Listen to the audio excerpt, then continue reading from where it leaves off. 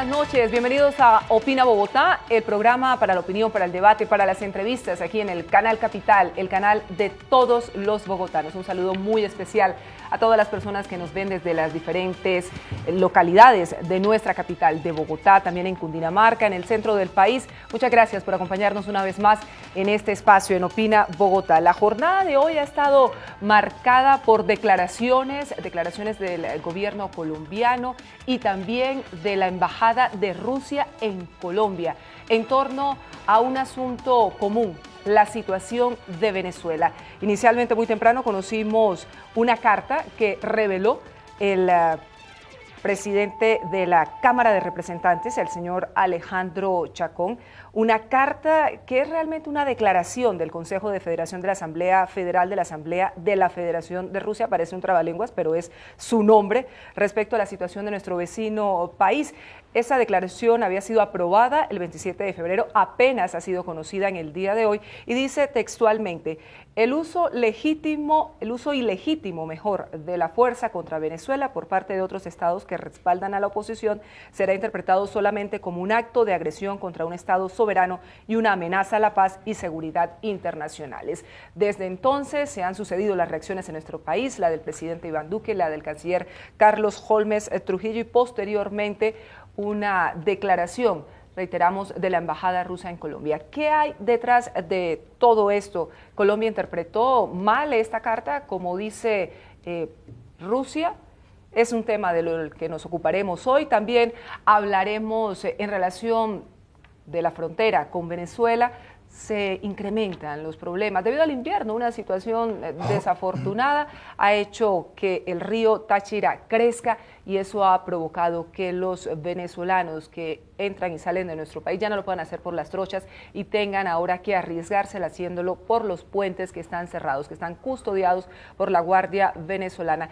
Y más adelante la situación del Cauca, que no mejora, al contrario, empeora con la muerte violenta de un comunero. Nuestros invitados esta noche para ayudarnos a entender todos estos hechos que les planteamos en nuestro espacio de hoy: Néstor Rosanía, director del Centro de Estudios en Seguridad y Paz, quien nos ha acompañado ya en otras oportunidades. Señor Rosanía, bienvenido una vez más a Opina Bogotá. Erika, buenas noches para ti, para el profesor Patiño y para todos los televidentes. Que sabemos que lo vincula desde hace mucho tiempo a una amistad muy entrañable con el profesor Carlos Patiño, profesor de la Universidad Nacional de Colombia, que es un gusto tenerlo, darle la bienvenida a este espacio de Opina Bogotá. Muchas gracias, Erika, muy amable. Pues arranquemos con lo que ha pasado frente a este tema de la carta. El gobierno ha dicho que es inaceptable el contenido de esta carta en la que hace esta advertencia y dice: mire, Colombia no está promoviendo, lo que ha dicho el propio presidente Iván Duque, una estrategia para generar un conflicto interno o una intervención en Venezuela. ¿Usted cómo lo ve, profesor Rosanía? Dos cosas. Veo que la carta lo que tiene es una estrategia de disuasión por parte de Rusia. Rusia ve que la región, su antagonista en términos puntuales va a ser Colombia, porque tiene esa alianza tan fuerte con los Estados Unidos y necesita empezar a disuadirlo. Digamos, el discurso constante de Estados Unidos y de Colombia, todas las opciones están sobre la mesa. Después de tantas veces repetirlo, ya Rusia también empezó a presionar y a decir: bueno, si ustedes tienen una disuasión creíble, pues nosotros también vamos a empezar a presionar. Lo nuevo en esto es que generalmente era la presión entre los dos actores grandes. Rusia y Estados Unidos se mandaban mensajes, pero es la primera vez que los rusos ya vinculan a Colombia y le envían un mensaje directo. Entonces, esto ya empieza a cambiar la correlación de fuerzas. Sumado a eso, tenemos el tema de inteligencia, digamos, de una posible intromisión en términos de inteligencia por parte de Rusia al gran aliado de los Estados Unidos en la región que va a ser Colombia. Entonces, estamos viendo nuevos elementos en esta relación constante, digamos, difícil que tenemos con los venezolanos, pero son elementos donde un actor extracontinental y de la talla de Rusia ya empezó a presionar a Colombia. Profesor Patiño, ¿tenemos razones para preocuparnos? Sí, claro, muchísimas. Pero aquí diciendo de Néstor, no es la primera vez que es una advertencia. Venimos ya en advertencias desde mucho tiempo. Además, los organismos de inteligencia rusos hace muchos años están presentes en Colombia de forma muy contundente y Rusia ha intentado por varios mecanismos acercarse al Estado colombiano de forma, digamos, muy eficiente, entre ellos ofreciendo cooperación militar o cooperación militar en dinero, cooperación militar en armamentos, cooperación militar en inteligencia militar. Colombia nunca lo ha aceptado y aquí hay una clara división geopolítica entre Venezuela y Colombia. Lo que es significativo de esta carta es que la Cámara Estatal o la Cámara Baja del Congreso de la Federación Rusa se dirija directamente al presidente de la Cámara Baja de Colombia, en una clara advertencia. Y esto no es para ser alarmista, pero tampoco es para disminuir la importancia del asunto, porque lo que está diciendo es, le está adjudicando a los congresistas en Colombia, que son quienes pueden aprobar o no la presencia o la permanencia o el paso de tropas extranjeras por Colombia, que cualquier acción que se tome en contra de Venezuela, ellos como digamos senadores rusos lo asumirán como un asunto contra el Congreso de Colombia. Es decir, es de institución a institución y eso tiene un peso de fondo. Ahora, en la diplomacia nada es gratuito ni en la diplomacia nada es irrelevante. En la diplomacia cualquier detalle, hasta un beso por decirlo de esa manera, juega un papel absolutamente trascendental. Y esta carta es una clara advertencia al Estado colombiano. Aquí se están alineando las fuerzas, es decir, usted lo mencionaba muy bien, profesor Rosanía, nosotros siempre hemos sido aliados, me refiero a nosotros, al país, al Estado colombiano, aliado de Estados Unidos, entre otras cosas por el tema de la lucha antidrogas, y Venezuela por esa relación comercial, además muy fuerte, compra de armas y demás, ha sido una aliada de Rusia. Aquí estamos nosotros siendo utilizados, me refiero a Venezuela y a Colombia, para que las grandes potencias demuestren su hegemonía en el caso de Estados Unidos y Rusia.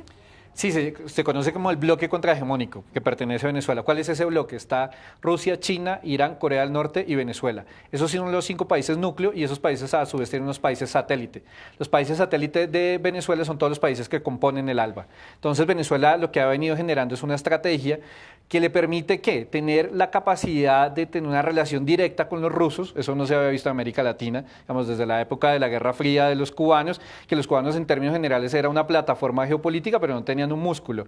Venezuela sí tiene un músculo que es el petróleo y eso le da una capacidad también importante en el sistema internacional. Entonces genera una relación directa y lo que empieza a hacer Maduro de una forma coherente es empezar a blindarse. Uno, ¿cómo puede tumbar a un dictador? De 3 formas. Por la vía diplomática, por la vía económica, por la vía militar. Por la vía diplomática, los rusos y los chinos bloquean cualquier tipo de decisión en el Consejo de Seguridad de Naciones Unidas. O sea que por más que haya Grupo de Lima y por más que se intente en la OEA, eso se termina solucionando en Naciones Unidas y ahí está bloqueado ese paso por esa alianza con Rusia y con China. Por la vía económica, Estados Unidos pone sanciones, pero tiene una línea de crédito con Rusia, con China, que estaba parada en el tema del petróleo, o sea que le da un oxígeno económico al gobierno de Maduro. Y lo tercero, por la vía militar, tiene toda una línea directa en compra de armamento para hacer una disuasión hacia Colombia y potencializa las milicias a nivel interno con los fusiles AK-103 que ha comprado. Entonces, los rusos y los chinos también han ido construyendo esa muralla para ir blindando la dictadura de Maduro. Profesor Patiño, pero así las cosas, deberíamos recibir nosotros ahora un respaldo de Estados Unidos, porque visto lo visto, el último vaciadón que le pegó el señor Donald Trump al presidente Iván Duque fue antológico en materia de lucha antidrogas. Es el típico comportamiento del presidente Donald Trump, desde que llegó al poder, a los aliados les da duro, es una especie de zanahoria y palo permanentemente, y no es claro, digamos, hasta qué punto son las alianzas. Pero más allá del presidente Trump, la alianza estratégica de Estado a Estado entre Colombia y Estados Unidos es importante para unos temas, pero no es una alianza sustancial para una confrontación o una defensa militar, a pesar de que algunos comandantes militares norteamericanos han dejado saber, digamos, un poco en las sombras de que habrá algún apoyo si hubiese alguna agresión contra Colombia. La verdad es que Colombia no tiene las capacidades militares para enfrentarse a Venezuela. Tenemos una confianza en una gran tropa, en un gran número de tropas de infantería, pero no tenemos los recursos, digamos, de fuerza aérea o antimisiles o de radar, eso no existe. No es claro que Estados Unidos los vaya a aportar, pero adicionalmente hay otro hecho que es muy importante, es que los militares rusos en Venezuela están presentes desde hace años, no son estos últimos 100 militares que acaban de llegar. Se sabe que hay una tropa numerosa, cuantiosa, muy bien dotada en armamentos desde hace por lo menos más de 10 años, y eso ya cambia completamente la ecuación geopolítica. El asunto es que Colombia ha tenido una mirada muy interna, es una mirada muy interna de su política, de sus problemas, de su perspectiva, y carece de una proyección estratégica geopolítica como Estado. Eso Colombia no lo tiene ni en el gobierno, ni en la dirección de las fuerzas militares, ni en la Cancillería aún, digamos, carecemos de esa mirada estratégica geopolítica. De hecho, no tenemos grandes divisiones en Cancillería que puedan dar respuesta a este asunto, ni tampoco en las universidades. Déjeme plantearles esto. ¿Usted cree que esa gran cantidad de rusos, evidentemente, que son un país puntero en materia de tecnología, de armas y demás, nos espían? ¿Están espiándonos en este momento, profesor Rosanía, profesor Patiño? Yo creo que sí, esa es su labor. Fundamentalmente la inteligencia se divide en dos, inteligencia técnica e inteligencia humana. La inteligencia técnica es todo el tema de software, equipos que hacen el hackeo y Rusia es una tecnología de punta. O sea, en Europa Oriental cuando ha tenido que presionar a algunos antagonistas a partir de información y tecnología, ha podido cambiar una correlación en términos políticos. Y la inteligencia humana es esa capacidad de infiltración, de tener agentes, espías que están haciendo operaciones dentro del territorio. La primera fuente de inteligencia de los rusos, ¿cuál es? Es la embajada. Y la embajada es su primer punto de lanza para empezar a obtener información, empezar a identificar cuadros, líderes de opinión, gente que está hablando del tema, especializados, y ellos es su trabajo permanente. Casi que se ha visto que la función de la embajada era un tema light, si se quiere, pero las embajadas son fuentes de inteligencia. Y por eso hay asesores militares, agregados militares en las embajadas, porque tienen ese papel. Entonces, Rusia, obviamente, que tiene la mirada, como le decía el profesor Patiño, geopolítica del más alto nivel, sabe que Colombia es uno de los países satélites de su gran antagonista, que es Estados Unidos, razón por la cual el tema de la inteligencia es permanente. Hoy Venezuela tiene una alianza en términos de inteligencia importante. Tiene a los rusos en términos de equipos y también tiene a los cubanos en términos de inteligencia humana, que también son muy buenos. Y la SEBIN, pues hemos visto la cantidad de capturados que ya hay en Colombia y ese es un trabajo permanente que están haciendo. El Servicio Bolivariano de Inteligencia. ¿Nos espían los rusos, profesor Patiño? Hace años. Y en medio de esta crisis, pero en medio de esta crisis tan compleja, cuando tenemos más de 1 millón de venezolanos aquí en Colombia, entre ellos varios líderes políticos, ¿qué estarán buscando? Información, datos de todo tipo. Además hay que recordar, por ejemplo, que Hugo Chávez en su momento, antes de 2008, logró reclutar a un ex coronel del ejército, quien le dio una gran cantidad de información y lo protegió fuertemente en Venezuela. Y esto, digamos, hace años venimos en este proceso de espionaje. De hecho, creo que Colombia se ha dejado coger de la noche para tener medidas de contrainteligencia. Nuestra contrainteligencia militar es muy pequeña, la contrainteligencia en la policía es muy pequeña y muy operativa y no tiene una capacidad de control fuerte. Y apenas ahora estamos viendo, digamos, grandes operaciones para capturar espías extranjeros, cosa que en Colombia creíamos que esto no pasaba y que esto era un poco como de ciencia ficción, Frederick Forsyth o cosas parecidas, pero no, esto existe y está ahí pasando de forma evidente. Los rusos nos espían hace tiempos, pero además es que hay que decir y hay que dejar la ingenuidad. Todos los estados serios espían y todas las embajadas de todos los estados serios espían. Quizás es una de las pocas embajadas que no espían en serio son las colombianas, pero nosotros, digamos, todas las embajadas en cualquier parte del mundo tienen, como decía Néstor, agentes de inteligencia y en general la mayoría de los agentes, de los funcionarios de las embajadas recogen información que en fin de últimas presta un servicio de inteligencia. Pero esto no significa que nos vayan a invadir, ni que nos vayan a atacar tampoco. No, es parte de la vida diaria. Ahora, esto lo que hace es poner un poco las cosas sobre la mesa con bastante claridad y dejar en el descubierto que cualquier opción puede pasar. No es solamente, como diría Trump, que todas las opciones están sobre la mesa, sino que cualquier cosa puede pasar. Porque hay que decir una cosa, Erika, y es que a pesar de todo lo que sucedió frente al apoyo a Juan Guaidó, hoy Nicolás Maduro está más atornillado al poder que en enero de este año. Y con un elemento que fue clave y que muchos lo dijimos en ese momento es que los militares eran fundamentales. Y la cúpula militar y el mando medio de las fuerzas militares bolivarianas no se movieron del lado de Maduro. Le prestaron todo apoyo y siguen estando allí. Y en consecuencia, pues aquí no ha pasado nada de fondo. De hecho, lo que estamos viendo a lo largo de las últimas 2 semanas es que se está deteriorando aceleradamente las condiciones institucionales de Juan Guaidó. En consecuencia... Claro, y en consecuencia todas las opciones están abiertas. Vamos a ver la declaración que hoy ofreció precisamente el canciller colombiano Carlos Holmes Trujillo, luego de conocer el contenido de esta carta y también luego de escuchar al presidente Iván Duque. Dijo que Colombia no estaba en el plan de agredir a ningún estado, pero sí de defender la Carta Interamericana, a referirse a la situación de Venezuela. El canciller fue un poco más allá y esto dijo acerca de esa comunicación. El gobierno de Colombia rechaza enfáticamente la declaración del Consejo de la Federación de la Asamblea Federal de la Federación Rusa sobre la situación de la República Bolivariana de Venezuela. Las acusaciones contenidas en dicha declaración no corresponden a la realidad y constituyen una distorsión de la posición de Colombia, compartida por varios países de la región y de sus actuaciones concretas en relación con el régimen ilegítimo de Nicolás Maduro en Venezuela. Colombia ha respondido a la crisis multidimensional que atraviesa Venezuela y de la cual es responsable el régimen ilegítimo y usurpador de Nicolás Maduro desde la legalidad, la solidaridad y la responsabilidad. Legalidad de conformidad con sus obligaciones como miembro de la Organización de Estados Americanos y en cumplimiento del régimen democrático interamericano. Responsabilidad frente al flujo migratorio masivo procedente de Venezuela y frente a los desafíos que éste supone para las capacidades nacionales. Solidaridad frente a la situación humanitaria y las graves privaciones y necesidades en que viven millones de venezolanos, para la atención de la cual se ha ofrecido como canal para recibir, acopiar y preservar la asistencia humanitaria ofrecida por diversas naciones a la espera de su entrega efectiva. Colombia reitera que la transición a la democracia debe ser conducida por los propios venezolanos pacíficamente y en el marco de la Constitución y el derecho internacional, apoyada por medios políticos y diplomáticos sin el uso de la fuerza. La situación de Venezuela constituye un asunto regional y hemisférico y no debe ser empleado como instrumento de ninguna competencia geopolítica.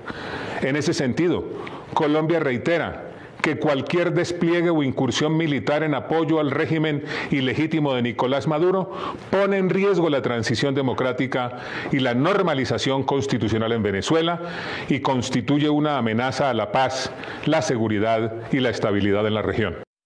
¿Estamos frente a una amenaza, profesor Rosanía, profesor Patiño? Tal y como lo interpreta Colombia, el contenido de esta carta. No, la respuesta era evidente, digamos, Colombia también tenía que salir a defenderse y además también tiene el respaldo de los Estados Unidos, tiene el respaldo de Trump en esto que está jugado a la salida de Nicolás Maduro del poder. Entonces, la respuesta también, digamos, fue fuerte, digamos, fue también diciéndoles, si ustedes apoyan a esto, también veríamos una desestabilización regional y una agresión hacia el tema de la paz. Lo que estamos viendo finalmente es una disuasión permanente, pero que veamos en términos reales, infantería norteamericana o rusa en las calles de Caracas, ese escenario es inviable. Yo creo que esto, más allá de un intercambio de comunicados, no va a suceder. ¿En qué lógica? Después de las guerras de Irak y Afganistán, Estados Unidos entendió que militarmente es muy bueno en la guerra regular, pero la guerra asimétrica o esa guerra insurgente les va muy mal. En Irak y Afganistán lleva más de 16 o 18 años en esa guerra y no los ha podido ganar.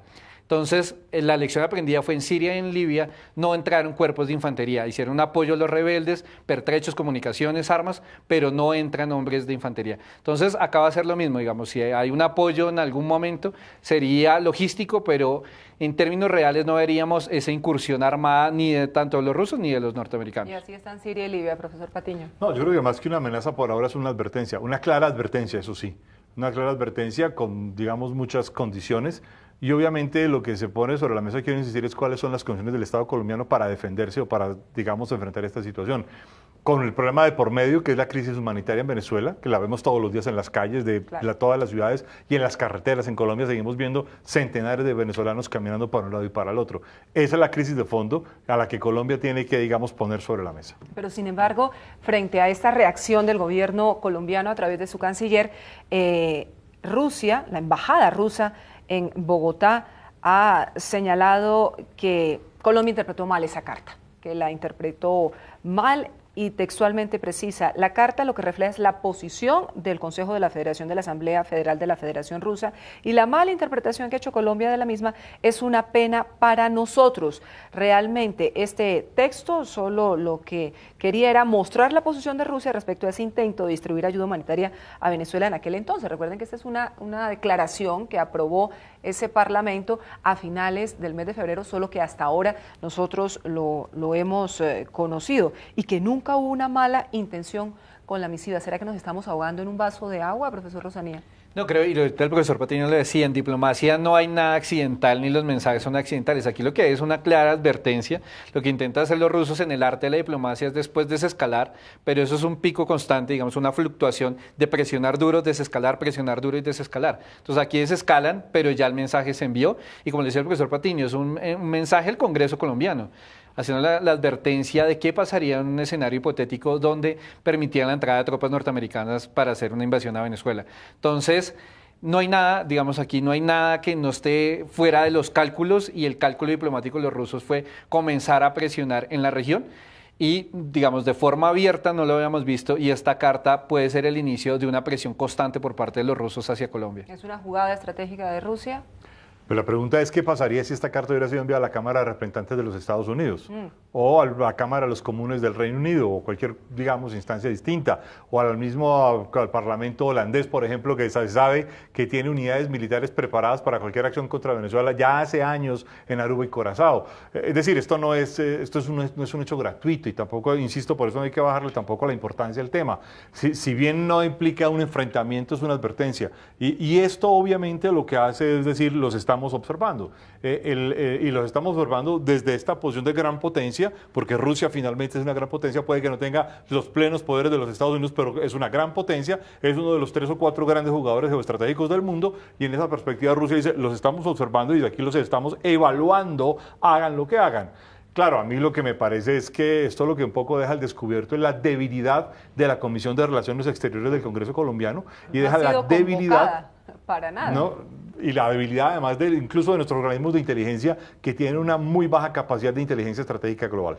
Y frente a lo que está pasando ahora con Venezuela, en una situación cada vez más compleja, ahora por el tema de los apagones, la falta de agua, es un país que está cada vez más contra las cuerdas.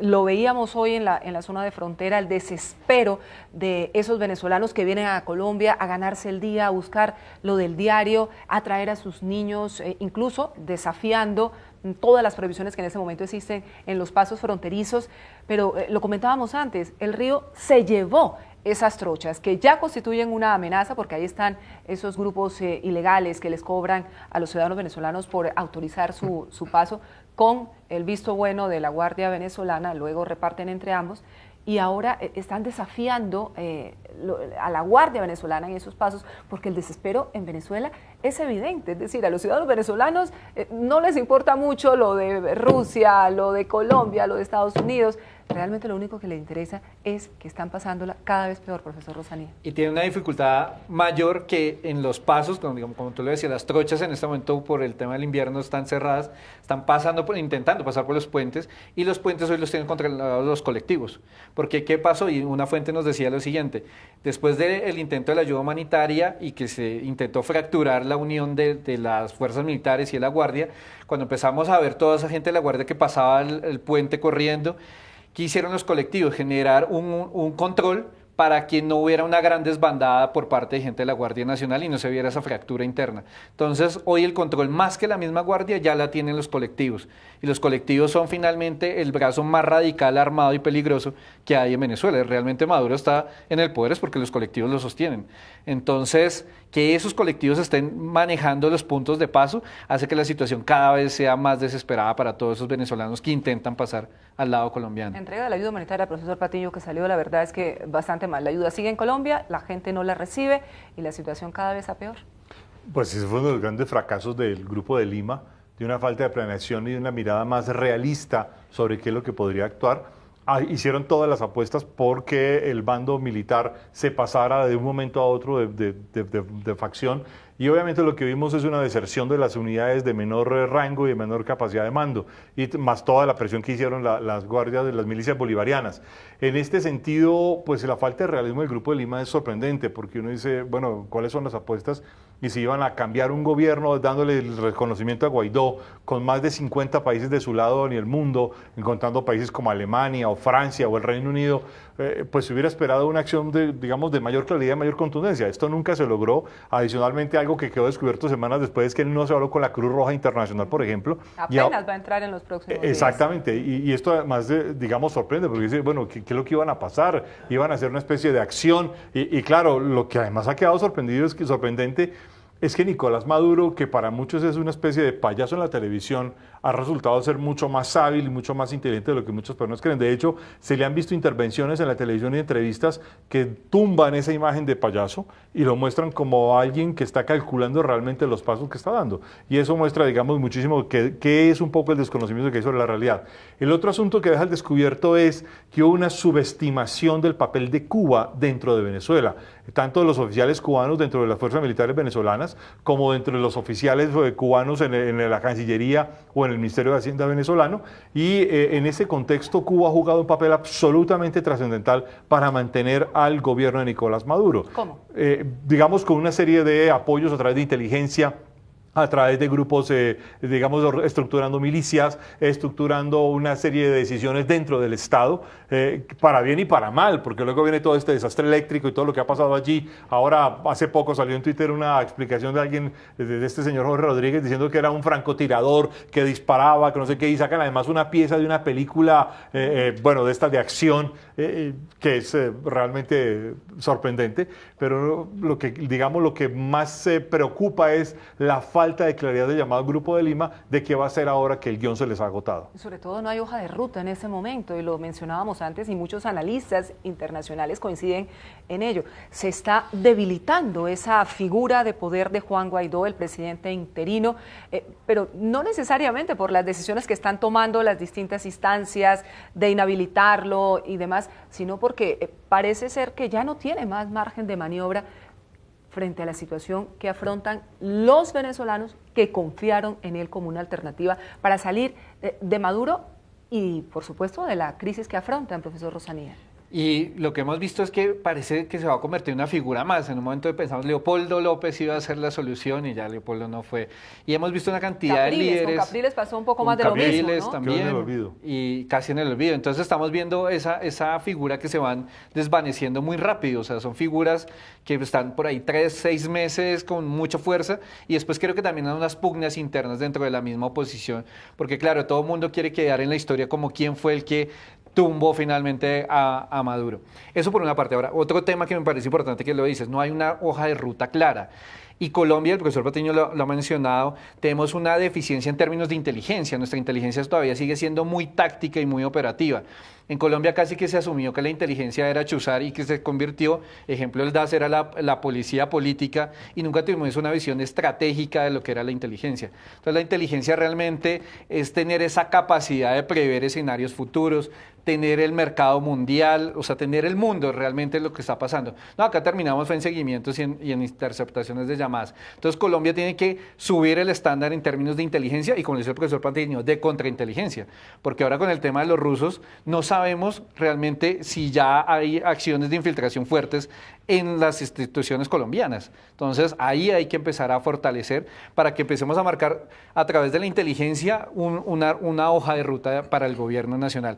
Lo decíamos, la Comisión de Relaciones Exteriores no se ve, la Comisión Segunda, que es la encargada de manejar relaciones internacionales y seguridad y defensa, no aparece, los que están ahí no se han pronunciado, entonces vemos una debilidad institucional en términos de seguridad y defensa y de relaciones internacionales. Adicionalmente, con el agravante de que estamos encontrando ya armas de las Fuerzas Armadas de Venezuela, de la Guardia Nacional Bolivariana, en manos de organizaciones criminales del país, no necesariamente de la guerrilla, sino de esos combos, de esas estructuras criminales, ocurrió en Medellín, y uno se pregunta, ¿cómo están llegando esas armas a Colombia? ¿Qué es lo que está pasando? ¿Qué tipo de intercambio hay entre esas mafias, las mafias colombianas y las mafias venezolanas, que están bien retratadas, profesor Patiño, en sus instituciones castrenses? Hay todo tipo de intercambios, y ya desde hace años, desde que se empezó la producción de fusiles, de estos Kalashnikov 107, 103 en Venezuela, llegaron a las FARC, muchísimos de estos fusiles, llegaron también al ELN, siguen llegando, el ELN sigue teniendo muchas de estas armas producidas en Venezuela. ¿A cambio de qué?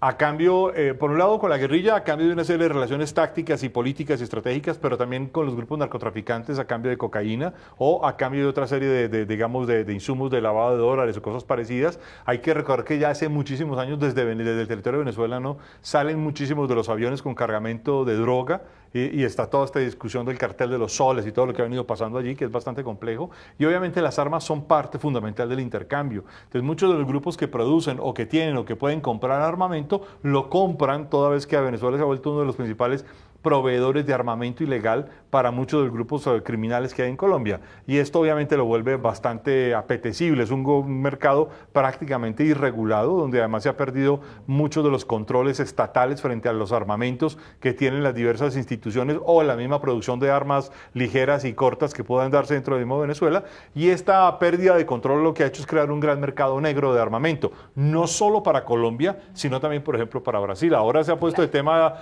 digamos, de moda el tema por las declaraciones del alcalde Federico Gutiérrez, pero en el caso de Brasil, Venezuela se ha vuelto un gran proveedor de armamento para los grandes grupos criminales que hay en Sao Paulo, Río de Janeiro, incluso en Belo Horizonte. Y esto se ha vuelto, digamos, un mercado, una de las corrientes de mercado negro de armas más importantes, porque no solo se venden armas producidas en Venezuela, sino armas iraníes, armas rusas que entran por este territorio y que obviamente son comercializadas en el mercado negro en toda América Latina. En Brasil, que es uno de los países donde la criminalidad deja más víctimas año tras año, y ahora que el señor Bolsonaro ha autorizado que cualquiera puede tener su arma. Pero, profesor Patiño y profesor Rosanía, ¿por dónde entran? Porque evidentemente un cargamento de armas, me acuerdo, no sé, la gente quizá cuando supuestamente Vladimiro Montesinos, que era el asesor de seguridad de Perú del presidente Fujimori, le mandaba las armas a las FARC, se las mandaban en paracaídas, ahí a los llanos del Yarica, ahí en las cajas con los fusiles y demás. ¿Por dónde entran estas armas? Tenemos una frontera claramente muy porosa y por ahí pueden llegar, pero ¿cuáles son las rutas? ¿Están identificadas? ¿Las autoridades saben que eso está ingresando a nuestro país? Digamos, ahí la clasificación sería armas pesadas y armas cortas y ligeras. El tema, hay 3 pasos fundamentales. La frontera por el lado de Arauca, digamos, es un punto duro porque ahí está la gente del Domingo Laín del ELN, ahí está el comandante Pablito. Entonces ahí entra más fusilería pesada. Por Catatumbo, ahí no hay ningún control. No, ahí no hay ningún control, el Estado no existe en esa zona. Por la frontera con Catatumbo, digamos norte de Santander, ahí también hay mucha fusilería pesada, pero lo que se ha visto es que armas cortas y ligeras están entrando por La Guajira. ¿Y cómo se están moviendo? Porque la gran pregunta es cómo llega esa arma, el revólver, la pistola, cómo se está moviendo para llegar a Cali, Bogotá, Medellín. Se está moviendo mucho en los transportes de la comida refrigerada. Como esos camiones no se les puede abrir la carga porque claro, corrompe la cadena de frío y daña la comida, la policía solo puede pedir los papeles, pero nunca se abre la carga. Ahí es donde está haciendo una gran movilidad de esas armas cortas y ligeras que están llegando a las principales ciudades. Entonces, es un gran mercado que hay ahí. Y bueno, y Colombia además también se abastece por el Pacífico. Estábamos en la última investigación que hicimos de Costa Pacífica Nariñense, identificamos lo siguiente, casi que la gran discusión era que si las FARC habían entregado todas las armas o no y tal. Cuando vimos ahorita frente Oliver Sinisterra y Guerrillas Unidas del Pacífico, tienen la gran mayoría fusilería M4, todos son fusiles nuevos. ¿Por qué? Porque tienen tanta plata del tema del narcotráfico que pueden otra vez reabastecerse rápidamente.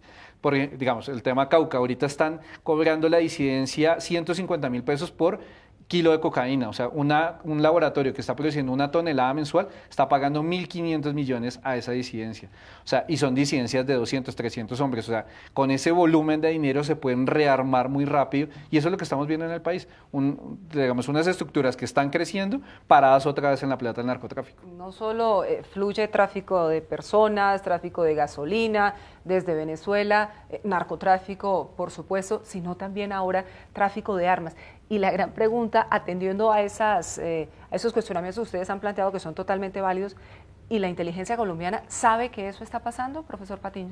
Bueno, no sabría decirte, no hago parte de sus cuerpos. Eso sí me queda muy difícil responderlo. Lo que sí creo es que hay un desafío importantísimo de las instituciones de seguridad y defensa en Colombia, muy importantes, y además a la capacidad de análisis que hay, digamos, en Colombia. Creo que se ha subestimado mucho este asunto. Esto muestra además un déficit, y es que durante muchísimos años estuvimos dedicados al tema del conflicto interno, con una mirada menospreciativa al fenómeno de la criminalidad o de menos importancia.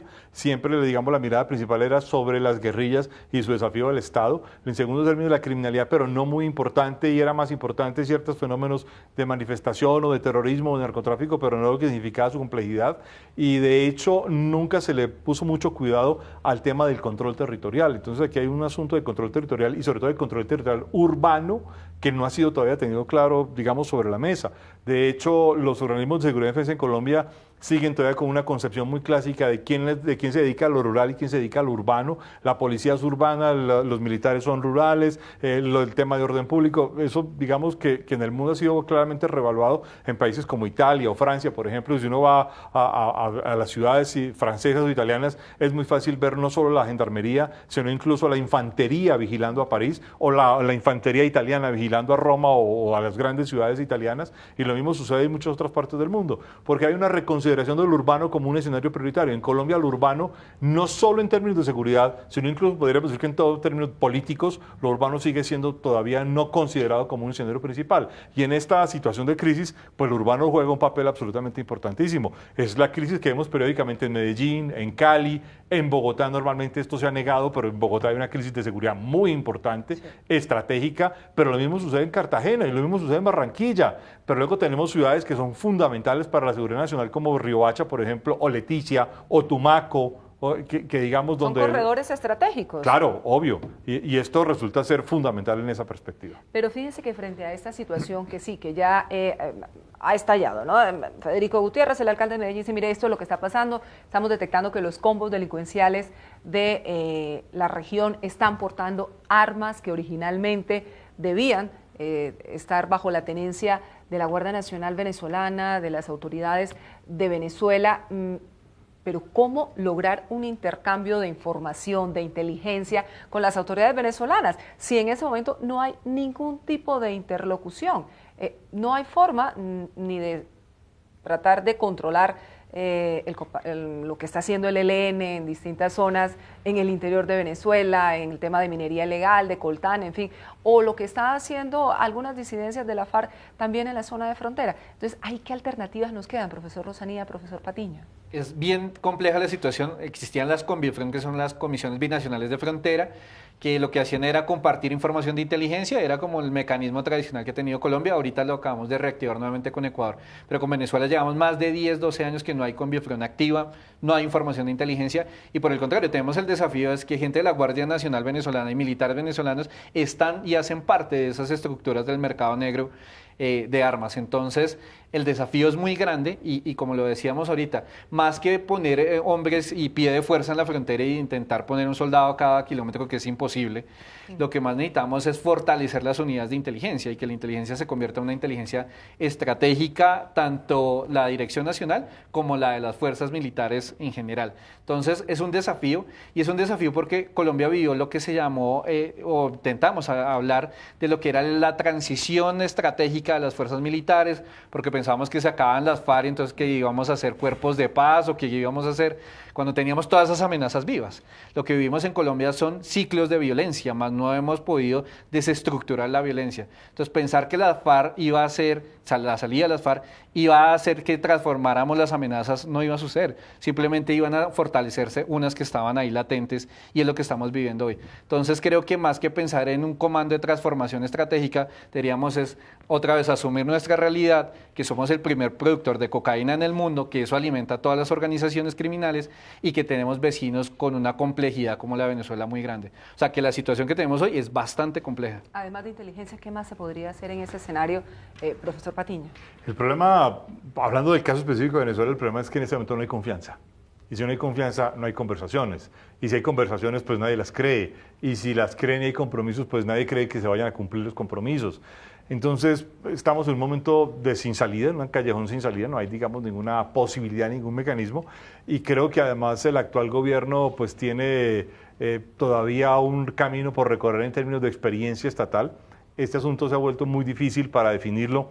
¿A qué tendría que apuntarle? ¿Cómo debería apuntarle? Eso no es claro todavía qué es lo que tiene que hacer, digamos, de cara al tema de Venezuela, porque además, entre otras, el presidente Duque apostó a Juan Guaidó, y en consecuencia cualquier relación con Nicolás Maduro no existe.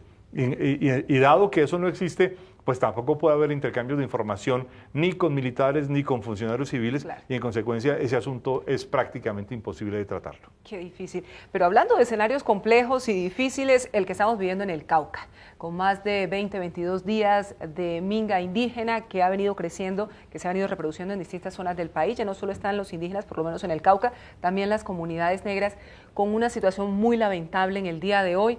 La muerte de un comunero que estaba allí protestando, que formaba parte de esa minga, una muerte violenta por disparos, y se está tratando de establecer precisamente qué fue lo que ocurrió, pero sin lugar a dudas es una situación que va enrareciéndose más. Insisto, no solo, profesor Rosanía, profesor Patiño, por el tema económico, que las pérdidas ya son millonarias, por el desabastecimiento en toda la parte del suroccidente del país, sino porque uno ve que parecería ser que estamos tristemente cayendo en el escenario que buscan los violentos, que generar más caos, más zozobra, más anarquía en esa región del Cauca.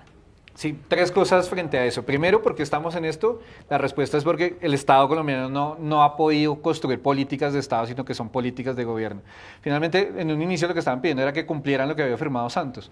Y si uno empieza a generar trazas hacia gobiernos anteriores, siempre ha sido una constante. Cada gobierno pacta, hace una negociación, llega el nuevo gobierno y ya dice que no la puede cumplir. Y estamos en una lógica de políticas de gobierno y no políticas de Estado, que eso es lo que nos tiene así. En todos los escenarios, no importa que sean los del Cauca o que si sea el tema de la educación, la salud, el conflicto, donde vayamos, cada gobierno llega a desbaratar lo anterior e intentar armar algo nuevo. Y eso es lo que nos permite que no podamos avanzar. Diferencia a Estados Unidos, no importa si es republicano o demócrata, hay unos mínimos vitales y sobre eso se montan y eso se le llama políticas de Estado. El síndrome de Adán, que es aquí tan frecuente en Colombia, ¿no? Llega un nuevo gobernante a hacerlo todo nuevo. Todo nuevo. Lo segundo, creo que el gobierno Duque tiene una presión interna, que es el Centro Democrático y sus alas más radicales, pero lo que no está viendo es que el problema, y esto siempre pasa con con estas lógicas, es que se le puede escalar el conflicto y se le puede descentralizar. Entonces, ¿qué es lo que vemos? Se está escalando porque ya no solo murió un policía, hoy acaba de morir otra persona y entonces está escalando este conflicto, como lo decías. Y lo segundo, se está descentralizando porque el foco era el Cauca y ahora vemos que ya se está llevando a nivel nacional. Entonces, donde se descentralice y se escale, el conflicto se le empieza a salir de las manos al gobierno. Entonces, necesita una estrategia de negociación muy rápida para empezar a desescalarlo y empezar a centralizarlo. Y lo tercero es que también hay grupos armados interesados en que esto no avance, porque a mayor vacío de poder del Estado, ellos pueden estar ahí. Entonces, el tema de todos los grupos armados que llegaron al Cauca. En este momento, quienes están frente a Libardo Mora Toro, que son los Pelusos, gente del ELN, disidencias del Frente Sexto de las FARC, gente del Clan del Golfo. O sea, es una multiplicidad de actores peleándose que entre ellos mismos la ruta de la salida de la coca hacia la costa pacífica nariñense y caucana. Entonces, esos grupos no les interesa que esto avance, entre más se complique y más haya falta presencia del Estado, ellos se van a fortalecer en esos escenarios. Es la tormenta perfecta, pero ¿cuál sería la estrategia de negociación? Profesor Patiño, usted no es gobierno claramente, pero sí sería bueno como entrar a analizar, porque el presidente ya ha dicho, mire, yo no hablo con las comunidades indígenas, que es su principal exigencia, si no levantan las vías de hecho. Pero la protesta, ellos han insistido, no la vamos a mover porque es definitivamente nuestra única forma de presión al Ejecutivo. Pues mire, Erika, es que al gobierno le está pasando con las comunidades indígenas lo que le pasó con los estudiantes universitarios. En principio desestimaron la fuerza de esta protesta y obviamente la protesta ha ido creciendo. Hay una declaración de algún dirigente indígena la semana pasada que me llamó muchísimo la atención y es que decía que era importante que el gobierno pusiera algo así, como que reclamaba que pusiera gente que tuviera experiencia en los diálogos con los indígenas, que porque muchos de los que estaban allí, y creo que se refería a la ministra del Interior, no tenían ninguna experiencia ni conocía qué era lo que estaban negociando. Esa declaración es muy diciente, porque uno dice, bueno, ¿qué tipo de negociación se está llevando? Y en consecuencia, los indígenas reclaman algo que de fondo, lo decía Néstor ahorita, es claro, es una política de Estado, ni siquiera están pidiendo, puede que en la negociación hayan cosas que no tienen que ver con la mesa, puede que lo que sea, pero esa es la habilidad del negociador del Estado, o sea, ¿qué es lo que podemos negociar? ¿Cuáles son las condiciones de Estado?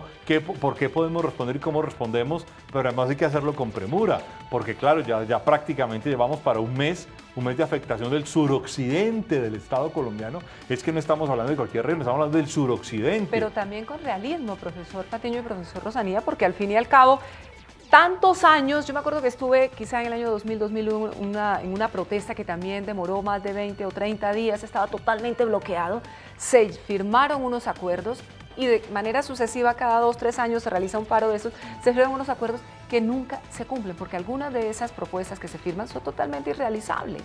Son irrealizables, pero además es que no tienen tampoco, como un control institucional que se permita tener cosas concretas. Los organismos de control se han hecho un poco los de la vista gorda frente a recursos que se han desembolsado y la pregunta es cómo se han gastado esos recursos. Luego tampoco es claro, porque además entonces también muchos organismos del Estado dicen, bueno, a los indígenas se les otorga autonomía en sus territorios y entonces listo, nos desentendemos de la autonomía y esa autonomía no es ni controlada, ni vigilada, ni vista. pero además también hay otro ingrediente, es que esto ha sido utilizado por políticos, y no me refiero únicamente a los políticos de izquierda que se oponen al gobierno Duque. Hay muchos políticos, no identifiquemos quiénes, pero muchos que también están asusando este ambiente de enfrentamiento que el gobierno claramente no está siendo capaz de manejar o de controlar o de proponer para buscar una salida. El asunto tiene que ver, entre otras, porque con un hecho que es bien importante, y es cuál es la apuesta estratégica del gobierno nacional frente a los territorios y frente a la autonomía. Y de nuevo vuelvo frente a un hecho que es clave. Este gobierno, por primera vez en los planes nacionales de desarrollo, incorpora a las comunidades indígenas, pero a eso no le ha logrado sacar partido, no ha logrado venderlo como un avance del gobierno. Y entonces la pregunta es qué es lo que está proponiendo, porque finalmente no está allí. Y ahora se supone que el presidente Duque incluso habló con muchísimos representantes de comunidades indígenas. Bueno, ¿dónde está esa capacidad del Ministerio del Interior para lograr esos acuerdos y para ponerlos a funcionar?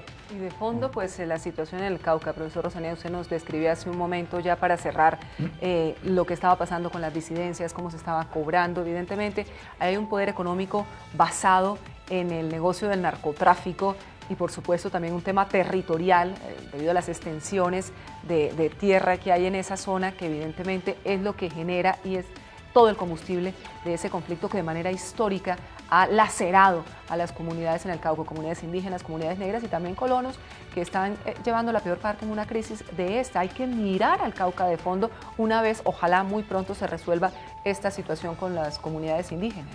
Y al Cauca y a todo el Pacífico, lo que estamos viendo es que el Pacífico está desestabilizado por todos estos grupos.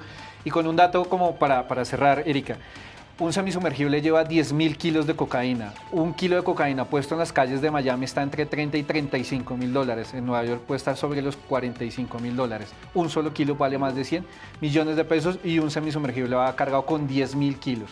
O sea, ese negocio, ¿quiénes no van a estar dispuestos a ir a disputarse? Entonces, la respuesta de los Estados Unidos es: Colombia y Duque, usted no está haciendo nada y los cultivos siguen ahí. La respuesta de Colombia debería ser: ¿cuál es la estrategia de los Estados Unidos frente al lavado de activos? Porque la plata del narcotráfico no se queda en Colombia, se queda en las calles de Estados Unidos. El negocio sin fin. Pues muchas gracias a nuestros analistas, estupendos como siempre, profesor Néstor Rosanía, director del Centro de Estudios en Seguridad y Paz, y un gran descubrimiento, el profesor Carlos Patiño, profesor de la Universidad Nacional de Colombia. Muchas gracias a ambos por haber estado esta noche en Opina Bogotá. Gracias, Erika, a ti, el profesor Patiño. Muchas gracias, muy amable. Que fue su profesor, ¿no? Fue mi profesor. ¿Aprendió bien? Un poquito. Yo creo que sí. Muchísimas gracias nuevamente, pero sobre todo muchas gracias a ustedes por habernos acompañado para estar una vez más en este Opina Bogotá, tratando de comprender la realidad nacional e internacional en el programa para el debate, para las entrevistas, para las opiniones, en el Canal Capital, el canal público de todos los bogotanos. Muchas gracias.